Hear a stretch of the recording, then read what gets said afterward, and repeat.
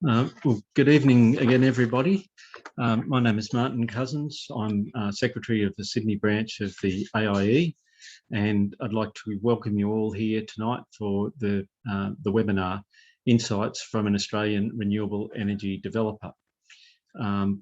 We'll get underway shortly. We've still got a few people joining us, but I think we may as well get started. So I'm coming to you tonight from the land of the Darug people. I'd like to recognise their elders past, present and emerging. The topic tonight from our survey of Sydney members is something that we think is of great interest to our members. And I'll introduce the topic and our speakers, Julian, Kasby and Martin Poole, in more detail shortly. But first, a little bit of information on the AIE, particularly for those people who don't know us. The AIE is a volunteer-run energy industry organisation. We provide avenues for sharing energy industry knowledge and learning and contribute to professional development via interactive events, networking and a quarterly journal. Annual membership is $175 for a full member. Corporate memberships are also available and reduced fees applies to students and graduates. If you're not a member, please consider joining. We do value your membership, and the membership helps to run an organisation like the AIE. We couldn't do without you, basically. Now, normally we would like to present these webinars or these seminars face-to-face, but of course in Sydney we're in lockdown and many of you are as well, and we're back doing online seminars for now. So we hope you're safe and well. And if you're anything like me, you're starting to appreciate your hairdresser a whole lot more. So we do have access via this format to a bigger audience. We're up over 100 when I looked just before we started. And so I wanted to mention our sponsor for tonight. So Johnson Winter and Slattery had agreed to host this event for us face-to-face, but of course, as we said, we can't do that tonight, but they have sponsored us for the event. So Johnson Winter and Slattery was founded in 1993 and has been a leader in the energy and resources sector since its inception. While the firm's lawyers were initially focused on the production, transportation and distribution of natural gas and electricity, as well as energy markets generally, in recent years, they have developed an emphasis on clean energy and emerging technologies, including solar, wind, battery storage technology and hydrogen. Members of the energy team are consistently ranked as leaders in their field in energy industry publications, including Chambers Global and the Asia Pacific Legal 500. Johnson Winter and Slattery was awarded Energy Firm of the Year by Best Lawyers in 2018 and 2020. And I'm also very happy to tell you that Johnson Winter and Slattery have recently joined AIE as corporate members, and we're very happy to have them. So back to tonight's talk, Insights from an Australian Renewable Energy Developer.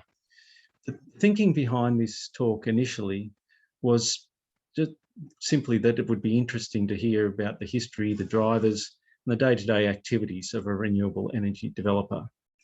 But beyond that, there are many broader issues that our membership have indicated that they would be interested to hear about, such as market conditions and other factors affecting the attractiveness of different regions or of solar versus wind, as well as timing and capacity available in the many renewable energy zones that have been announced around Australia and other areas as well. And of course, we're very interested in cost and what's happening there. So this promises, I hope, to be a very interesting, or I'm sure it will be, a very interesting and topical talk. And we have two great speakers from Epuron in Julian Kasby and Martin Poole. So Julian has held various project management and controller roles throughout his 13-year career, 9 of which has been at Epuron, and he's worked both in Australia and the UK. Julian has a BE in Electrical and Electronics Engineering from University of New South Wales. Martin Poole co-founded Epuron 18 years ago and is Joint Executive Director. He is also co-founder and Company Secretary of Fulcrum 3D. Prior to this, he had roles at CEDA, the Sustainable Energy Development Authority of New South Wales, and as an energy consultant at Dizzy and Pratt Industries. Martin has a Master of Engineering from the University of Cambridge. And again, both Martin and Julian are AIE members, and Julian is also a mentor in our Sydney branch mentoring program this year. So we're very thankful for that. So just a couple of housekeeping points. You should be on mute if everything's going to plan. The presentation will be followed by Q&A, and so Martin and Julian will go back and forth across the presentation.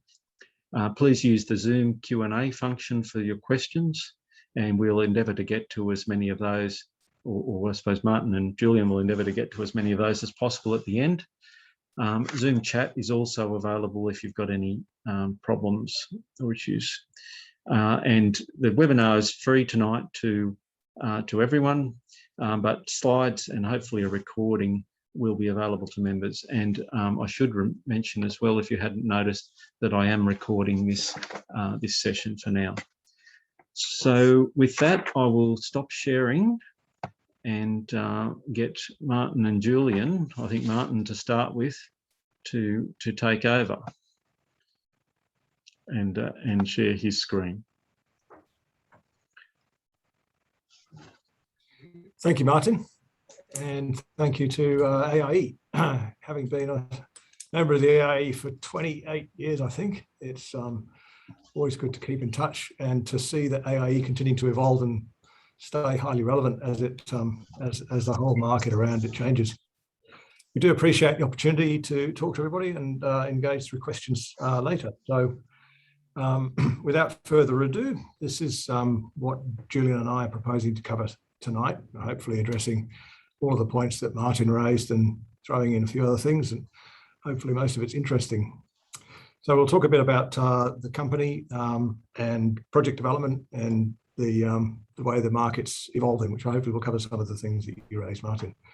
So since 2003, or we incorporated in 2003, but since a couple of years before that, when my colleague Andrew Durran and I started thinking about renewable energy seriously, we've been engaged in these type of activities. The first thing there, large-scale wind development, has been continuous for the last 20 years for us. We've been looking for sites greater than about 50 megawatts, and we've been looking for sites that have got the best wind resources, sites that are proximate to transmission systems that have capacity to connect them, sites where we can establish a relationship with the community and work with local people, landowners and neighbours, and sites where we've been able to get through the planning process in an effective manner. We've exited or sold about 2 gigawatts of sites, notional 2 gigawatts of sites. About 580 megawatts of that has been constructed and operating. The first site that we originated that started generating electricity was the Colour and Range project, which we started developing in 2004, and it was commissioned in March 2009 by Origin Energy. And since then, we've done a range of other projects. Currently have about a bit over 3,000 megawatts under development in New South Wales, Queensland and Tasmania. In 2015, we were able to turn our long-standing interest in utility scale PV into action on the ground. And we developed in about 18 months 3 projects for a total of 250 megawatts in New South Wales and Queensland. Those are all now operational, and it's been really interesting to see the evolution of those projects through their connection challenges to the NEM and now comparing their output with our projections and so on. And finally, in 2010, we were successful in a tender to the Northern Territory Power and Water Corporation to build, own and operate 3 remote power stations at 3 remote communities called Tea Tree, Kalkarinji and Lake Nash. And since then, we've also built, or acquired and then built an expansion to a power station near the Alice Springs Airport called Uterne. And we also tendered and were successful and built, own and operate a 1.8 megawatts in total at the Ayers Rock Resort at Yulara. For a brief moment, with about 5 megawatts of solar capacity, we were the biggest solar IPP in the country. That lasted for, I think, a few weeks. And now we're not even a speck in comparison to the utility scale projects we've seen connected to the NEM. Epuron's current developments are shown on the map here. The ones that are named are pretty accurately located and publicly disclosed. There are additional projects which are not accurately located on that map, which are not yet disclosed. Some of those will turn into actual developments for us, and other ones might not, as we go through the process of working with utilities and measuring the wind and looking at land tenure and so on. So you can see, sorry, Jules, can you go back? You can see that the alignment of good wind resources on the Great Divide and the population centres and the alignment of the high voltage electricity transmission system in Australia is all just great. It's, I think, a function of why the settlements in Australia, the big cities, are on the east coast, because there's a bit more rain, the climate is better, there's more water. That's caused in part by the Great Divide, which is a big sticking up chain of hills that runs for thousands of kilometres that has good wind on it. And the power lines arrived later to connect the population centres. So it all works. These are our projects. Any other developer would have a similar sort of distribution of dots on the map. And then you go a bit further west where there's still high transmission capacity, and moving away from the coast more, the coastal effect of weather diminishes and the solar radiation is world-class, as everybody likes to say. And you see the transition from wind to solar. Also, solar is cheaper and more effective to build on flat land. So west of the Great Divide is a logical location for it. I should say a few words about Fulcrum 3D. Epuron is one of the founders and part owner of Fulcrum 3D. Fulcrum 3D is an Australian technology company which was born out of remote sensing for solar and wind resources. Its core products are listed there, and you can see pictures at the top. The one on the left is a SODAR, that stands for sound detection and ranging. So the principle is similar to LiDAR, which is light detection, or radar, which is radio detection. This thing broadcasts, narrowcasts sound waves into the air in tightly focused conical beams, and then listens for the sound that is scattered back off turbulence in the air. The echo, which is not really an echo, comes back about 10 to the power of 15 times weaker than the broadcast audio pulse. By listening to it, measuring the time it takes to get an echo and the Doppler shift in the frequency of the echo, some fast calculations enable three-dimensional resolution of the wind speed at up to about 250 meters above the SODAR. So that's Australian innovation that came out of a UNSW PhD project, which was actually aimed at astronomy, but long story short, it's got great reception in wind monitoring in Australia and globally. From that, the company's evolved into solar monitoring and solar resource assessment, and recently into forecasting for particularly for Australian NEM connected projects, to enable more accurate forecasts to be submitted to the market operator and to reduce ancillary services charges for market participants. Fulcrum 3D has an online service where people that buy Fulcrum 3D devices can directly access their data, which is updated more or less in real time, and individual users access their devices through an interface like this. This one is the company's own access, which has all its devices located, and you can see there's been some good activity overseas. All of these things are made in Artarmon in Sydney, and all of the data is transmitted back to Artarmon and processed there. And there is quite a nice little cluster of computing power being built up now amongst the coffee machine repair guy and a picture framing business in a very, very, very full industrial unit that we have. So thank you, Jules. That's an introduction to the whole thing, and I'll come back later and talk about a specific project that we've done.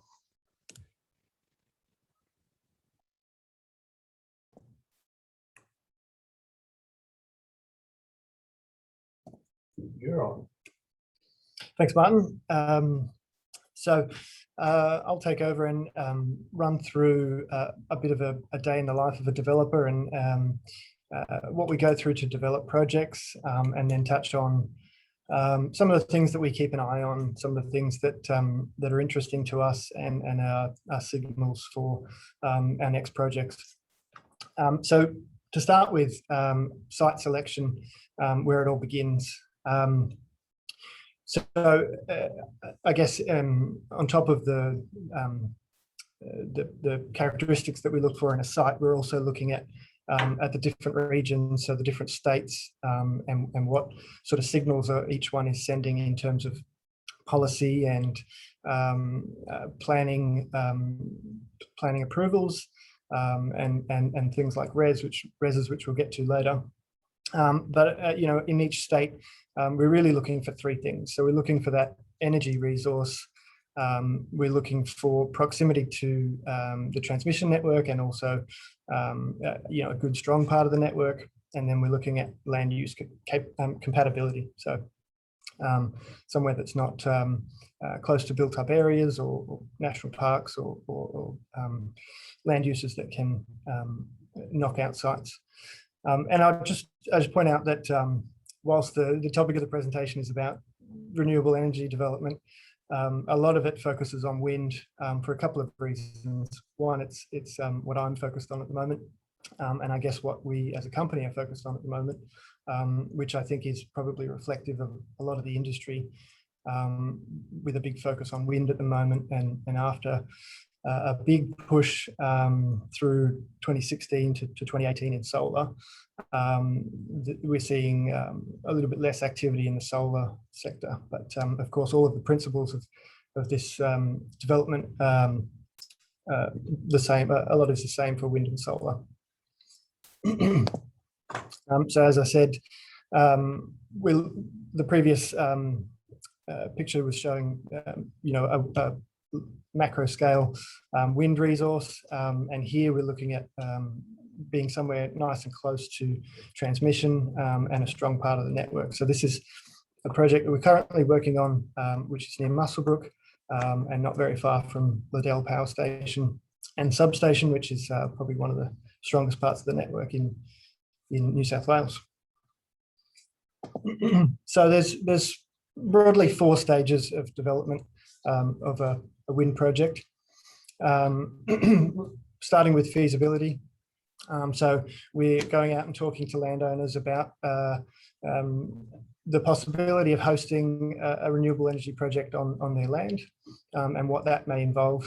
And then if we get a core number of landowners that are willing to sort of go down that path with us, we will go straight into resource monitoring. So what I've got there is a traditional MET mast, so probably a view that few people have seen, but looking straight down from around 80 or 100 meters. And that's a MET mast that would have a series of anemometers and wind vanes attached to it, taking readings every 3 seconds and sending that data back every day. So in conjunction with these traditional MET masts, we're also now heavily utilising the SODARs that Martin was describing before. So a bit of a difference in installation. These trailer mounted and very portable. We can move them from location to location around the site. We can have much more coverage across the site, and we'll sort of correlate that with our existing or the traditional MET mast as well. We'll also do a little bit of high feasibility for grid connection and construction, all of which feeds into a preliminary report, something like a scoping report. Then we'll move into, I guess, the bulk of where a company like ours does most of their work, which is in gaining planning approval. So a big part of that would be the environmental studies, and addressing a lot of the areas where there may be concerns. So things like noise and visual impact. We'll run through all of those studies and produce images like on the screen, which shows a noise contour from one of our projects down in Tasmania, you know, demonstrating compliance against the criteria, which is all set out by the state-based Department of Planning. in parallel with that, very importantly, would be community consultation. So bringing the community on the journey, emphasising the sort of benefits that a project in the area can have, and critically listening to and addressing the concerns raised by community members through that environmental assessment stage, and then ongoing throughout the development of the project. So we'll host drop-in sessions and open days for mostly nearby residents to come and learn about the project and ask questions. And that will all go into our environmental documents, which, as I said, is submitted to the state-based Department of Planning, which is normally the consent authority for a large project such as these. And as we're going through that, we're collecting all of that monitoring data that we've got with the met masts and SODARs, and we're using that to look at the yield of the project, and also feeding that data back in to do design refinement. And so one of the things that we like to see on a wind project is the bottom image there. You can see is a diurnal profile. So sort of an average day on the site at our monitoring locations. And you've almost got there a sort of an inverse of what a solar generation facility might be generating, which would be during the middle of the day. And in the top image, we've got a windrose, which is just it's graphically showing where the wind direction is coming from, and how powerful and how often. So we're using all of that to sort of refine the development as we're going through the approval stage, so that if we do get to a point where we've got an approval, it's something that's the optimum design for building. We'll also start the grid connection studies, and typically they would follow any sort of planning approval. And then a company like ours, for large scale utility, this is a bit of a handing off point to an investor such as the ones Martin mentioned earlier that we've worked with. We'll be looking for an investor to take the project through construction and operation, and we would step aside at that point. Now there are companies that do that whole process through development, and then there are companies like ours that will do pure development and hand that off. So we don't have much of a role to play during construction, but we do like to get up to the site and have a look at progress and take any learnings back into future projects. So just got a few pictures here. This is a turbine foundation being poured with the concrete trucks there. We've got a tower lift happening with the nacelle being brought up onto the top of the tower. And I think I've got a turbine blade on the ground there with Martin in the foreground as some scale. So they'll take that through construction and commissioning and into operation, which in the first instance would be around 25 years, the life of a turbine, and then have a team of 10 to 15 on site doing the regular maintenance throughout the lifespan. And then when they get to the point of decommissioning and or repowering, something that we might be approaching soon in Australia with some of the early projects, there are a number of options to consider. So taking the project down, or perhaps using the same site but with perhaps bigger and more powerful turbines. So just hand back to Martin. Thanks, Julian. So I wanted to just talk you briefly through the history of a particular project, which we love because it's unlike all the other projects we've done in that it's not coastal, it's not on the top of the Great Divide, it's in a very arid area at Silverton, just 20 or so kilometres north and west a bit of Broken Hill in far western New South Wales. 980 kilometres west of Sydney, much closer to Adelaide, in fact.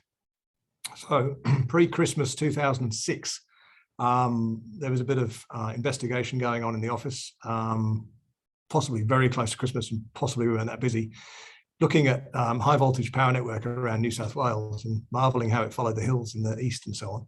And then somebody noticed this high voltage power line that goes from Mildura Redcliffs up to Broken Hill, which is 220 kV, I think. It's certainly got quite a lot of capacity. And it was built in a time of, I guess, optimism on the part of the state government-owned Electricity Corporation that Broken Hill was going to grow a lot, maybe tenfold in the coming decades, and clearly needed a reliable big power supply to ensure the ongoing success of mining. Mining has been successful at Broken Hill for well over 100 years, but the massive load growth didn't eventuate. So there is quite a lot of power. There was quite a lot of power transfer capacity into Broken Hill. And we started thinking, wouldn't it be great if there was some renewables around there? And this is 10 years before solar became really viable on a large scale. Wouldn't it be great if there was some wind? So on closer investigation, we found this range of hills north of Broken Hill called the Mundi Range, sticks up 150 to 200 meters in a lot of places out of the Mundi Plain, which is a very low, flat plain that extends westwards a long, long way. And this local topography actually seems to does catch a lot of wind, which is a bit unexpected for the area. I think it also highlighted to us all those years ago that when you look at a global wind map or an Australia-wide wind map, then the resolution of the shading, we might not be sharing the pictures. The resolution of the shading on the map is sometimes on the scale of 1 kilometre or 5 kilometre or 10 kilometre squares. So if there's a topographic feature that's sticking up like Mundi Range, and the wind speed is averaged, so the image is okay now, and the wind speed is averaged over a large enough area, then the high wind speed locally doesn't show up on a wind map like that. So a year or so later, we were in a position where we could install some wind monitoring masts, and that's an early one going up. You can see it's a very arid and fairly inaccessible area, which created a lot of challenges. And then, oh, that's a bit of a jump. So the wind mast would have been about 2007, and those turbines look fairly commissioned to me. There's not a lot of construction equipment lying around. So that photograph probably dates from late 2019. So 12 years from installing that wind mast and 9 others that we eventually put up. The project was quite good shape by 2012. It had an approval. We had worked out how to maximize the use of that high voltage power line, flowing the power into Broken Hill, using as much as possible there, and then blowing it backwards towards Redcliffs most of the time. So actually getting the maximum use out of a thing that had been sitting there since the early 80s, never well utilized. We had consent from the Department of Planning. We had agreements with landowners. And then we hit the hiatus caused by change in direction on energy policy and a period of a few years where the renewable energy target was had to withstand multiple attempts to get it abolished. And there was no investment at all going on in renewables. There was no investment going on in fossil fuel either. So the high energy prices you saw from 2017 to 2019 is directly attributable to this period. There was not enough investment going into renewables. So AGL owned the project from 2012, and in about 2017, they were able to make the commitment to build it. They tendered the turbines and all the balance of plant works, and construction started, I think, in 17. And in 19 and through into 2020, it was finally commissioned. So it uses a fraction of the approved turbine locations, and it's possible that as we see grid extensions happening, which Julian will talk about in a minute, over the coming years, that Silverton Wind Farm could grow a bit more. But at the moment, it's got a very high capacity factor. The local people that we've stayed in touch with over the last 12 years like it. They welcome it as a source of jobs in the area. They're high-paying skilled jobs that have moved in to maintain these turbines. They welcome those access tracks. The main landowner can now get around his property safely at 50 kilometres an hour rather than fairly safely at 5 kilometres an hour 12 years ago. So I think we're very proud of this one and look forward to seeing it operating for another 20 years.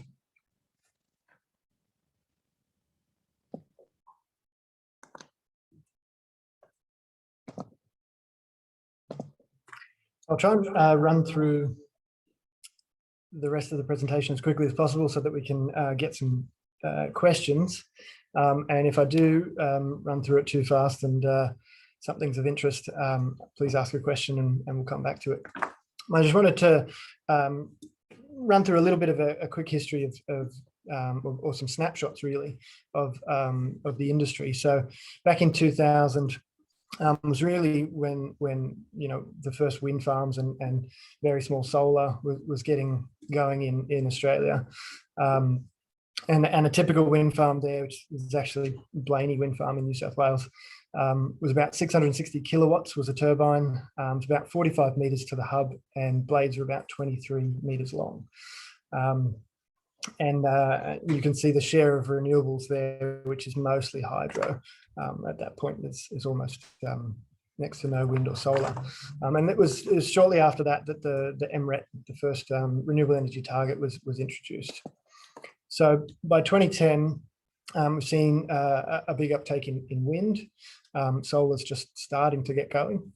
And we've seen big developments in wind turbines. So we're now looking around the 2 megawatt scale for each wind turbine.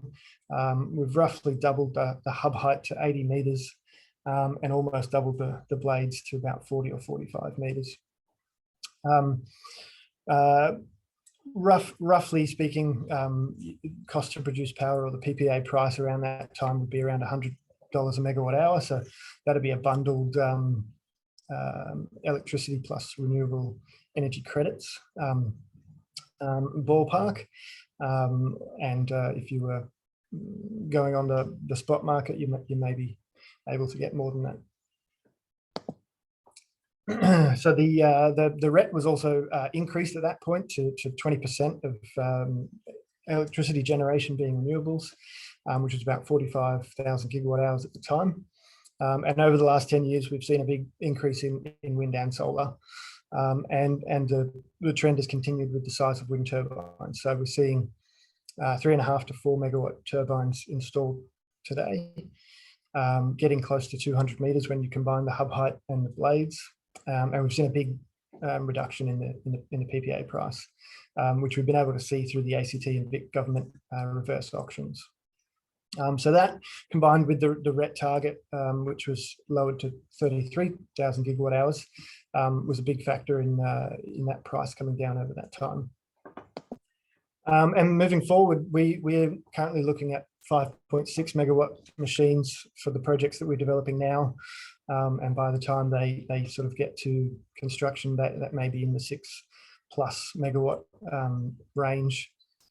Tip heights now looking around the 220 to 250 meter heights.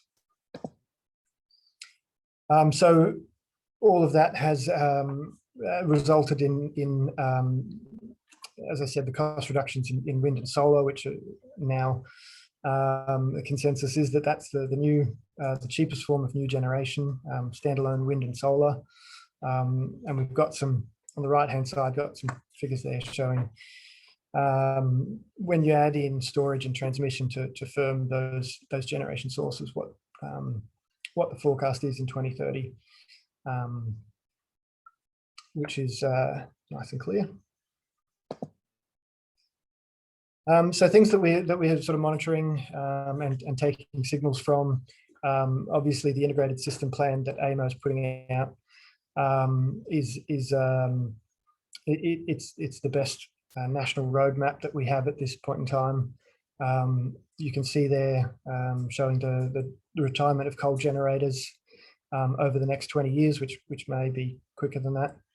And the forecast of what's going to be required in terms of renewable energy and storage over that same time. So we're talking 25 to 50 gigawatts of grid scale renewables and 6 to 20 gigawatts of dispatchable storage. Interestingly, AEMO have released their scenarios for the 2022 integrated system plan, which continues the scenarios that they've been modelling for 2020, but adds in the hydrogen superpower scenario. So a big uptake in renewable energy if we're going to adopt the hydrogen strategy. Also in the ISP, the projects required to facilitate that that growth in renewables, and it's shown there on that map, and the interconnectors that are between a couple of interconnectors that we're particularly interested in would be that between Tasmania and the mainland, known as Marinus, and another one connecting South Australia to New South Wales, really opening up the business case for more renewables in those states. So they were the two interconnectors there. 1500 megawatt link from Tassie to Victoria, and Project Energy Connect from South Australia into New South Wales. We're obviously monitoring and watching closely the developments that each state's making with their renewable energy zones. As Martin was pointing out, those zones there tend to correlate to our projects for that same reason. This is elevated country that follows the existing transmission network, and so those renewable energy zones and those states are focused on increasing the strength of the network within those states to maximise the potential for renewable energy in each of their states. So this is definitely something that we are monitoring closely and watching and participating in the conversation. I wouldn't say it's something that the industry is delaying projects because of. Projects will move along, and the additional transmission capacity is something that's needed and welcomed. And this slide, whilst we're probably not the most qualified to talk about things like battery and pumped hydro and hydrogen, I've seen a few of the upcoming speakers that you've got. We'll talk about this in a lot more detail, but it's again something that we watch, and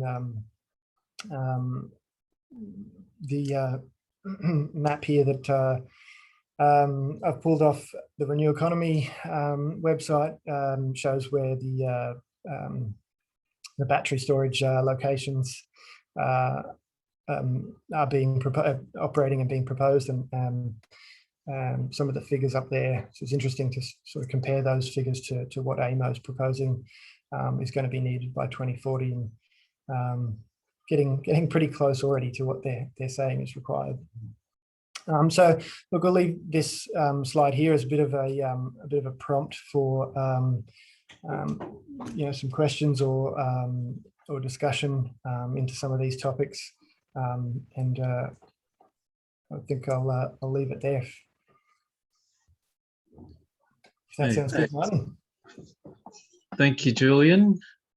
You might like to stop sharing, or I can do it actually. There we go. And maybe I can get a better view for everyone. Okay, so thank you very much for the presentation. You've given particularly good insight into Epuron's history and the work that you've done over time, and the industry as it is. We've got, if I can just see them, a number of questions that have come in already. So I'll just start with the I'll start with the questions as they come up, and I'll try and combine them a little bit too, just to cover as much as we can. Okay, so the first one, it's a question about the regulatory environment. The quick question, does it help or hinder your development work? But would you care to make a comment on the different states or regions as well, and the regulatory environment there and the attractiveness of it?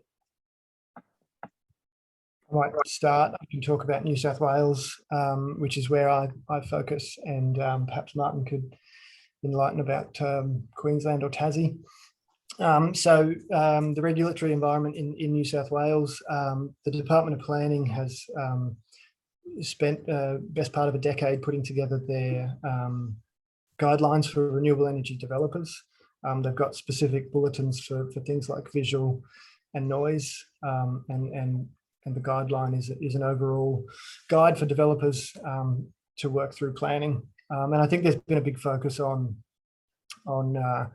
removing some of the roadblocks or red tape, or sort of speeding up the approvals times. Martin talked about some of the timings for Silverton, and I guess in New South Wales we've had projects that have been sort of 10 years in development, and some of that is probably our fault in learning how to the efficient way to develop a project. But it seems the department has been placing a lot of effort on streamlining the process, giving good advice, and sort of meeting the timeframes that they're advising proponents. So that's all that's all welcomed in New South Wales. Did you want to? Do you want to add anything to that, Martin? I'll just say that the Queensland and Tasmanian governments are also great to deal with. I think we've got a range of governments that are being quite proactive now. Tasmania has a 200% renewables target. No one else in the world's got one of those. The Queensland government is very strongly pushing 50% renewables. I think a challenge for the political side of the system is that the energy system is going through a transition bigger than anything it's had in 50 years. And politicians are working on a 3 to 4 year time frame, and these are big changes. So it's not without risk, and it's not necessarily suited to, it's not going to deliver results in the same term of government. But I think there is a lot of consistency in the approach now between states, which is good for renewables. And ultimately, if it's good for renewables, it's going to produce lower cost energy, which is part of the objective of this whole thing. So I've got a lot of questions. I'll leave it there. Okay, thank you for that. So I've got a question from Mary Hendricks. She's saying the Clean Energy Council has highlighted the drop in investment in large-scale solar and wind projects. Can you comment on why this has happened and whether it sets the trend for the next few years under the current market rules? And I think I had a similar question actually around solar versus wind, and whether some commentators have said that they don't think there's a great deal of future for utility scale solar because of the growth in rooftop solar. So the first bit of the question is about a temporary drop off in investment, and I call it temporary without any concerns that I'm wrong, because nobody will invest in coal, and nuclear is many years away, decades away, if it's around the corner at all. And things like wave and tidal just don't have the traction at the moment. So we need to meet our power demand from solar and wind over the next decade or a few. So it's a temporary reduction in investment. I think there's a number of factors, but one of them is definitely the challenges that people are having in complying with the requirements to connect to the grid. And to some extent, AEMO is in a world-class situation of facing this transition quicker than anybody else. We have a very long, I think one of the biggest integrated electricity networks in the world, and it's quite spindly in places, and the interconnections between states are not huge because the grid started off in states individually with no interconnections. So all of those things are real challenges, and I think that the obligation that AEMO has to ensure reliable supply particularly, means that there's a lot of extra work that needs to be gone through at the moment, interconnection processes. That will improve as experience on both sides of the equation grows, and as investments are made in increasing network capacity, both in new poles and wires and in new equipment connected to the network.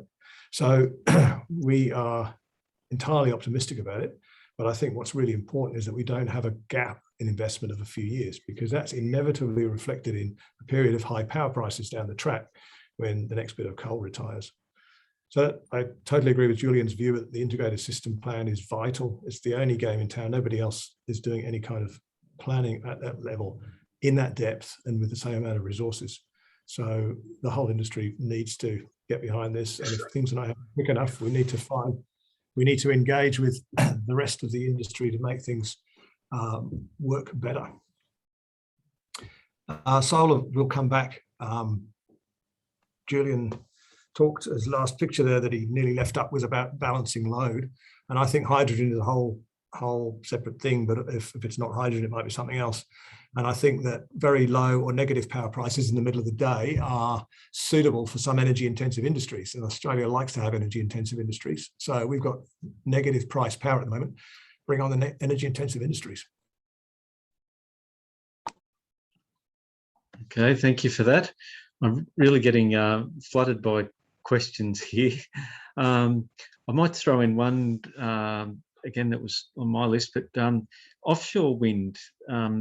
So there've been a number of large projects proposed or suggested, offshore Victoria, New South Wales, Western Australia. Do you think they'll challenge onshore wind?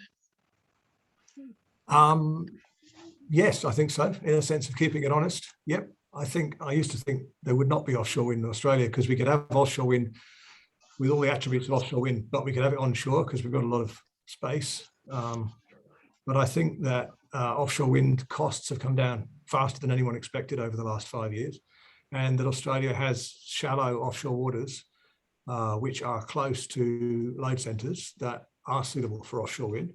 And as Julian mentioned, the Integrated System Plan 22 assumptions have recently come out, and I've seen that there are several zones now identified as prospective offshore wind areas. So I think it's very exciting that we might be able to benefit from the dramatic cost reductions and scale increases that the UK and Germany and the Netherlands in particular have seen. And I think the potential synergies with a declining oil exploration production sector are really interesting. The east coast of the UK used to produce a lot of offshore structures, and if the offshore structure is pumping 100,000 barrels a day or supporting a massive wind turbine, the structure down to the bottom of the seabed is not that different, and the installation of it is very similar. So yeah, I think that's quite a prospective area for us. Okay, thank you. Quick couple of questions perhaps around resources, and so the amount of or the scale of the build, perhaps in Australia and perhaps even worldwide as well, is of course bringing any challenges in terms of workforce or equipment issues that you're aware of.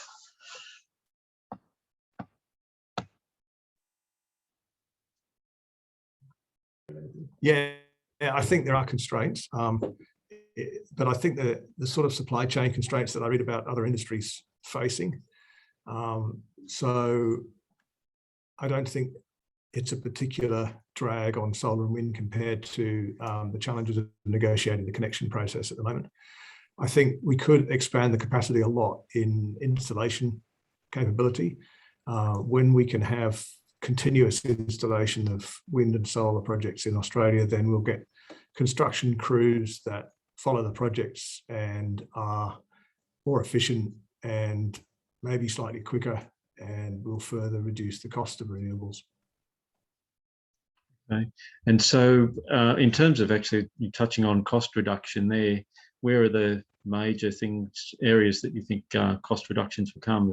Actually, Julian mentioned the size of the turbines. I guess that must be one. Yes, definitely. There's a lot of fixed cost in mobilizing to a site and pouring a footing and getting the big crane from the 2 or 3 people that have a big crane in Australia. So if each turbine can generate 6 or 7 megawatts rather than 4 or 5, then the savings in the capital cost flow straight through to lower cost energy. And I think in solar, cost reductions will come from scale. We went from Epuron briefly being the biggest solar IPP with about 5 megawatts to I think the biggest individual projects somewhere up in the 300 to 400 megawatt range. But then look at the likes of Sun Cable proposing a 10 gigawatt solar array that's been installed by machines a long way from anywhere on very flat ground in a very arid area. That's going to have a huge capacity factor. So I think we've gone from 1 megawatt to potentially a gigawatt in a couple of decades, and that increase in scale is quite unusual and relatively difficult to accommodate. But the only effect on prices is going to be a massive reduction over the next decade or two. Mm-hmm. Okay, thank you for that. We've got some questions around storage, and you touched on that in your presentation.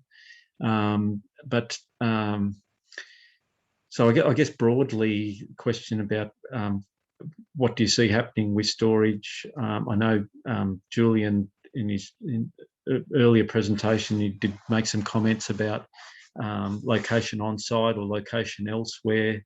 Would you like to make some comments on that?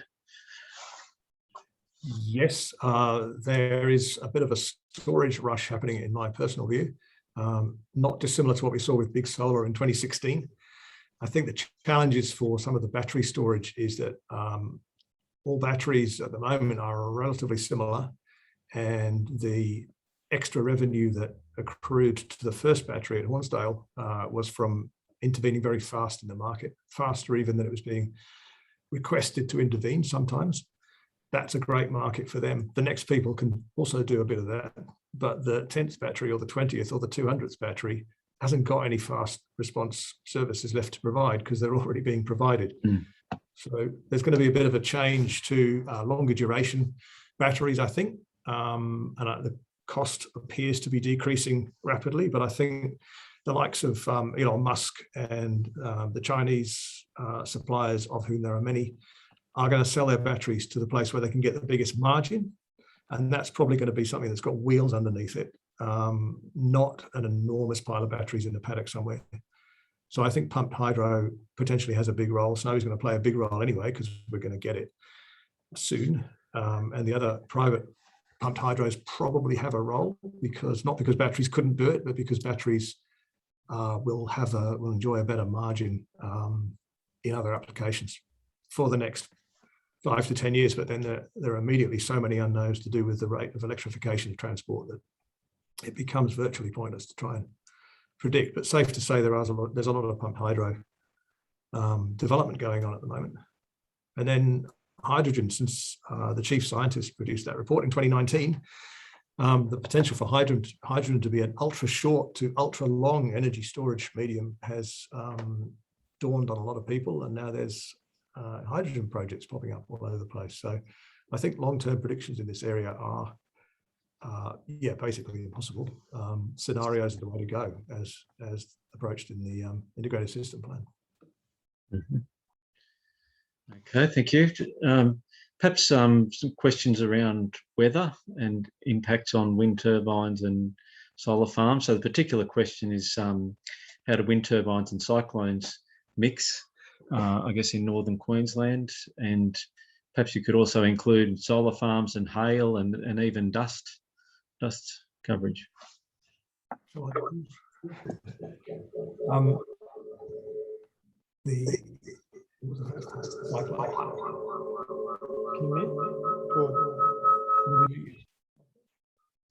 Are you going to?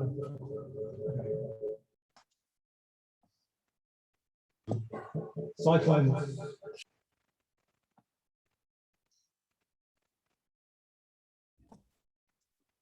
Cyclones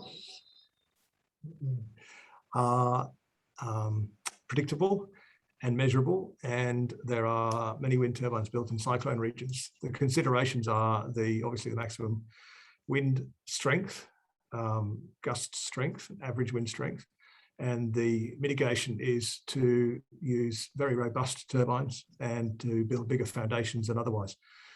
Both those things have an effect on capital cost, and robust turbines often means shorter blades than you would see in a low, well, always means shorter blades than you'd see in a lower wind area. And that might mean for a modern generator, less yield or less output per unit of generator. So at some point, it's going to be less economic, or wind farms in cyclone areas are going to produce higher cost energy than wind turbines in non-cyclone areas. Solar panels are tested for impact. I think they're tested by firing metal objects at them to simulate hail. There are events where weather that has not been recorded before in a region hits, or whether there was a defect in a supporting structure or a footing in a solar project that has been affected by wind or hail and so on. But by and large, and there's some quite old solar systems in Europe now, there's some 20 to 25-year-old systems that have been out in the weather continuously. Solar seems to age quite well. There is a bit of technology risk because this year's module is always slightly better. It's always slightly more cost effective, slightly high power output, slightly lighter, whatever. So there's a risk that the 20-year performance of those things is not as good. But the tier one solar PV module suppliers are quite conservative, and the improvements in technology tend to be incremental and relatively low risk and do get financed. Dust and solar is another one, and that is an area where Fulcrum 3D is installing a lot of equipment to remotely monitor for the dust and its effect on generation. A superficially apparently dusty solar module can still generate close to its full output. And in many, many cases, solar modules in utility scale projects in Australia are not clean. A better approach is to monitor them and clean on demand. If a dust storm goes past and dumps half a centimetre of dust on a solar module, it is not going to work properly. You probably don't need fancy equipment to tell you that. But by and large, dust and soiling in general is not a great issue. Okay, thank you for that. We're right on 6:30 now, so if it's okay with you, we'll keep going for another couple of questions. And I guess people are free, obviously, to leave when they want. Can't see them disappear out of the room. There's a couple of questions around the forecasting. Actually, you touched on it, Martin, with the Fulcrum 3D. Yeah. How accurate are you with your long-term, medium, long-term? He's asking about wind speed forecasts. Okay. Yep. And second question from John regarding the optimum positioning of turbines in a wind farm to maximise. I know, or I think there are a few factors that go into that decision about where you're going to actually locate them. So, yes. About that a bit. Yes. So forecasting over the long term is we probably call it wind monitoring on development sites, and the function of the accuracy of that is getting a wind monitor in the right place that's representative as possible of the site in general, and having it there for a long time. And with multiple wind monitors for a period of years, then a prediction of the long-term mean wind speed becomes quite accurate. And that's measured by the ratio of the probability of 90% or 95% wind speed to 50% wind speed. And that can get quite accurate over the long term. Forecasting, as Fulcrum 3D is providing forecasting services, is generally talking about the sort of 5-minute time frame when generators, wind and solar generators, are required to submit forecasts to the market operator. The accuracy over those periods in most conditions is very, very high. There are always weather events that are not predictable. For example, clouds start somewhere. At some point on a blue sky day, you can get clouds. They just appear when the water vapor in the air reaches a certain set of properties. Prediction of that is in most cases possible, but in all cases expensive. So it's a balance between trying to be 100% accurate and trying to get the best result for a reasonable investment. But Fulcrum 3D is now operating on several gigawatts of solar and wind forecasting in Australia with ongoing, highly accurate results. And what was the last bit of the question, Martin? Turbine placements. Oh, turbine placements, yes. So turbines take energy out of the wind. So if you put a turbine behind another turbine, the downwind one is going to see less wind energy. That's how they work. So the prevailing wind directions and the distribution of wind directions is a very important part of monitoring. So we don't just have anemometers to measure wind speed, we have wind vanes, so we can tell what direction the wind is blowing at different elevations above the ground. And the 3D wind measurements that the SODAR makes are also obviously direction sensitive. So in a lot of cases in New South Wales and Queensland, the prevailing topography, which is kind of north-south, lines up quite well with the prevailing wind direction, which is 90 degrees to that. So you can often see, and you do see wind farms where the turbines are located in an optimal distance apart, which is maybe 400 or 500 meters at the moment. And that really is helping to maximize the yield from a given plot of land. In a downwind direction, the separation might be 2 or 3 times that to reduce the shielding effect. But we're really thinking more about flat, offshore or flat terrain to see an array like that. And I think there is high probability that wind farms will pop up on flat terrain, less windy, but flat areas further west in Queensland and New South Wales, when array effects, as they're called, will become much more significant than they are in the bumpy topography of the Great Divide. Okay, thank you. So we might have one last question, and again, I'll try and wrap a couple up together, but Amy's asked about, so how reliant are solar and wind projects on government incentives? She's used the word incentives, I guess, now and into the future. And maybe go with that. There was a section, yes, reverse options. The question is, what are the options and why are they important? But I guess, are there still reverse auctions occurring as well? Okay, so yeah, I guess firstly to talk about subsidies or incentives, as I said, the RET played a really strong part in the growth of development of renewables and also lowering the price for projects. It was clear around 2017, 2018 that the RET would be met with projects that were already committed or a long way down the path. And so I think since then, those sorts of things haven't been factored in to projects. They've been sort of standing up on their own feet at a commercial level. I guess in parallel with those, with the RET, are things like the reverse auctions, which provided a purchaser, a customer really, for those projects so that they could get to financial close. When there was a bit of an absence of federal policy, places like the ACT and the Vic government were basically saying that they would be the customer and they would purchase the output from wind and solar. And a reverse auction was where the developers or the proponents would bid to the ACT or Vic government to say what they could effectively sell them the power at. And so as reverse auctions do, they sort of drive the price as low as possible, which achieves a good outcome for the people of the ACT and Victoria, and means that those projects can get financed. So yeah, those initiatives were really important.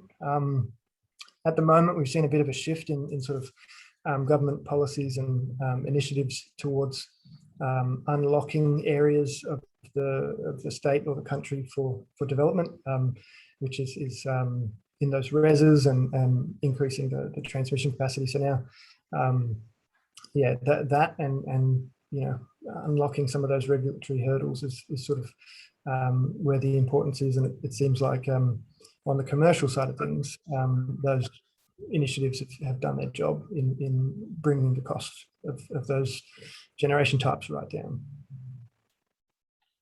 Okay.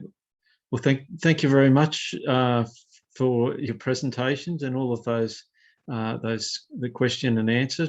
We got to most of the questions. I'm sorry there were still a few that we didn't get to, but I know actually some of those that we didn't get to could be answered by looking at Epuron's websites. There's quite a lot of interesting and useful information there. So I've got one final slide to share just to finish off the presentation. So we'll probably say thank you again, Julian and Martin, and see you again. And I'll just share my screen quickly.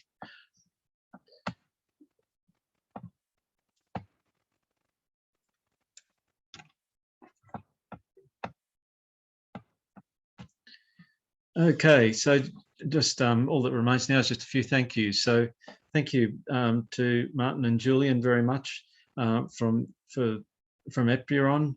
Thank you again to our sponsor for tonight, Johnson, Winter and Slattery.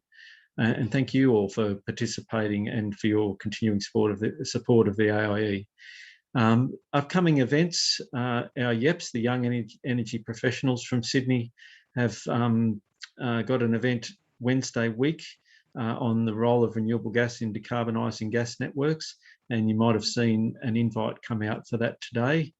And AIE Sydney is also planning an event with Stanwell Corp will talk about their hydrogen project. And finally, in the next couple of months, we're looking to hold an evening seminar on transport and or EVs, which will be a part of the half-day seminar that was planned for earlier in the year, but we didn't go ahead with that.